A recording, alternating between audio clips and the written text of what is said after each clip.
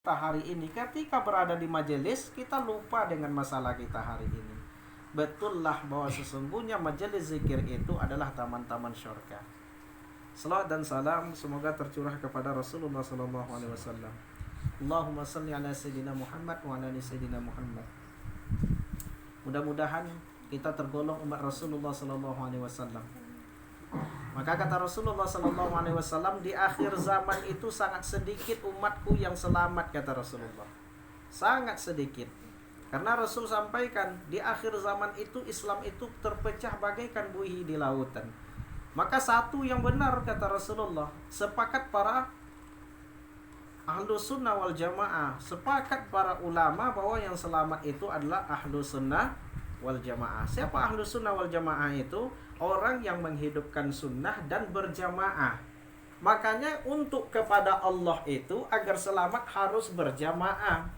Untuk masuk surga itu tidak bisa sesendiri, harus berjamaah. Kata Rasulullah SAW bahwa Rasul pun berjamaah. Ada Umar, ada Abu Bakar, ada Ali, ada para sahabat yang lain. Tidak ada jalannya kita sesendiri untuk masuk surga.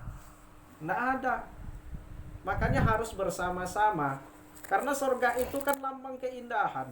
Bagaikan taman-taman surga, berarti indah. Kalau sesendiri ke taman yang indah tuh tidak enak juga, Pak. Iya kan? Ada tempat wisata di sana indah, tapi pergi sesendiri, tidak enak. Tetapi kalau sama-sama baru enak. Makanya agar masuk surga itu, agar selamat harus bersama-sama. Harus berjamaah, harus bermajelis, harus sama-sama. Makanya kita beruntung di majelis zikir ini. Apa untungnya? Kita dapat doa. Hari ini jamaah majelis zikir Al-Hidayah Asia Pasifik ini 500.000 jamaahnya. Setiap malam doanya yang disampaikan tadi, ya Allah berikanlah limpah rahmat, kebaikan, kemuliaan dan kesejahteraan kepada seluruh jamaah majelis zikir Al-Hidayah Asia Pasifik beserta keluarganya dimanapun mereka berada, ya Allah. Berarti setiap malam itu kita dapat doa 500.000 orang mendoakan kita. Bersyukur enggak tuh? 500.000 orang yang mendoakan kita, kan luar biasa tuh. Siapa hari ini mau mendoakan kita? Anak belum tentu mau doakan kita hari ini. Tetapi saudara-saudara kita di majelis zikir Al-Hidayah ini kita saling mendoakan. Bergabung saja menjadi jamaah itu sudah dapat doa 500.000 orang yang mendoakan. Makanya kalau masuk majelis ini tambah sehat rasanya badan kan.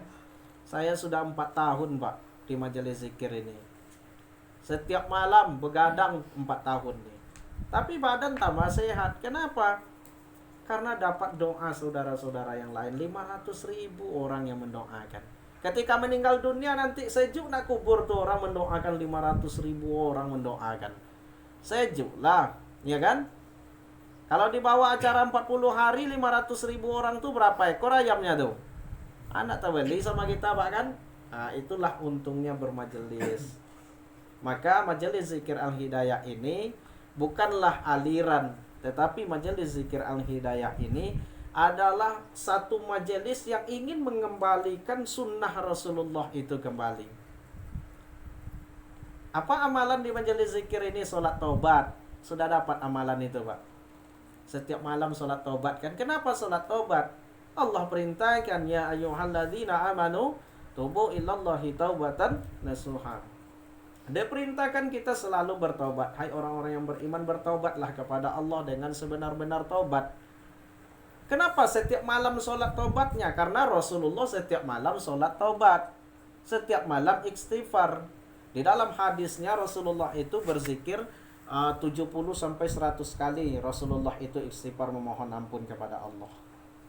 Setiap malam taubat. Kenapa? Karena setiap hari kita melakukan dosa. Setiap hari melakukan dosa. Pasti kita semua ini pasti punya salah, pasti punya dosa. Namun sebaik-baik orang yang bersalah dan berdosa itu yang mau bertobat pada Allah. Maka amalan kita sholat taubat, minta ampun kepada Allah. Ini amalannya. Setelah itu kita dikasih amalan sholat hajat. Kenapa sholat hajat? Kita sholat hajat diajarkan untuk mendoakan orang lain. Karena selama ini kita sibuk mendoakan diri kita. Ketika datang di majelis zikir ini diajarkan untuk mendoakan orang lain. Kenapa didoakan orang lain? Sungguh ketika kita mendoakan orang lain, kita doakan kebaikan untuk orang lain, sungguh itu kebaikan untuk kita. Kita doakan rezeki orang lain, itu rezeki kita. Kita doakan kesembuhan untuk orang lain, sungguh itu kesehatan untuk kita. Maka ketika kita berdoa, malaikat rahmat itu turun melihat orang yang beribadah kepada Allah. Ketika berdoa, ya Allah, berikanlah ya Allah kebaikan kepada si fulan itu ya Allah. Apa kata malaikat rahmat? Kamu juga, amin, kata malaikat rahmat itu. Kita malaikat rahmat yang mendoakan. Maka sibukkanlah diri untuk mendoakan orang lain. Karena Rasulullah itu lupa dia memikirkan dirinya. Tidak pernah Rasulullah itu mengingat dirinya. Tetapi Rasulullah itu selalu mengingat orang lain. Maka ketika meninggal dunia pun Rasulullah umatku. Sampai 3 kali Rasulullah masih mikirkan umat. Jikalau Rasulullah mikirkan diri, hebatlah Rasul itu lagi dari kita. Sampai ditawarkan, ya Rasulullah, angkat tanganmu, itu bukit Uhud itu akan menjadi emas. Nah, mau juga Rasul itu. Kalau kita kekurangan lagi itu kan, kapan perlu 5 bukit itu jadi emas semuanya. Tapi Rasulullah tak mau. Tapi Rasul itu selalu memikirkan orang lain. Bahkan 2 buah kurma yang ada di rumah Rasulullah itu, ketika orang bertamu ke rumah Rasulullah itu, dikasih oleh Rasul itu 2 buah kurma itu. Apa yang mau kita makan, kata istri Rasulullah? Puasa, katanya. Makanya Rasul itu selalu memikirkan orang lain, lupa dia memikirkan dirinya. Maka kita hari ini, majelis ini belajar untuk mendoakan orang lain. Yang paling hebat itu doanya tadi, mendoakan orang yang menzolimi kita. Siapa seumpamanya hari ini yang menyakiti hati kita? Kan ada kita konslet tuh sama kawan-kawan. Ada mungkin pergaulan kita yang rusak sama kawan-kawan. Mungkin ada orang yang menyakiti hati kita. Doa orang yang terzolimi itu diijabah Allah. Tapi bukan doa yang buruk. Ini kadangkala kan pemahaman yang berbeda gitu. Doa orang yang terzolimi itu diijabah Allah. Didoakannya yang buruk. Aku sudah kau zolimi, ku doakan kau matilah kau sekeluarga. Itu salah tuh. Doa orang terzolimi itu diijabah Allah, tapi doanya kebaikan. Siapa yang hari ini menzolimi kita, doakan ya. Ya Allah, sayangilah si fulan itu. Ya Allah, berikan kebaikan, berikan hidayah. Doakan orang yang menzolimi kita. Agar apa?